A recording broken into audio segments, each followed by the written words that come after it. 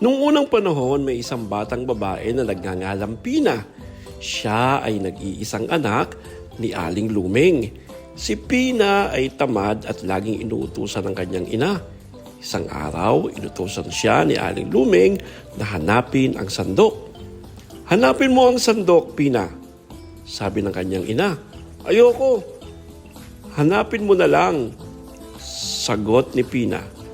Dahil sa katamaran, sinabi ni Aling Luming kay Pina na magkaroon ng maraming mata para makita niya ang lahat ng pinapahanap sa kanya. Kinabukasan, nawala si Pina at may tumubong kakaibang halaman sa kanilang bakuran.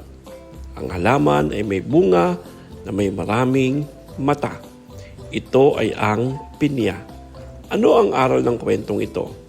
Maging masipag, maging matulungin, at respeto sa magulang. Ito ang alamat ng pinya.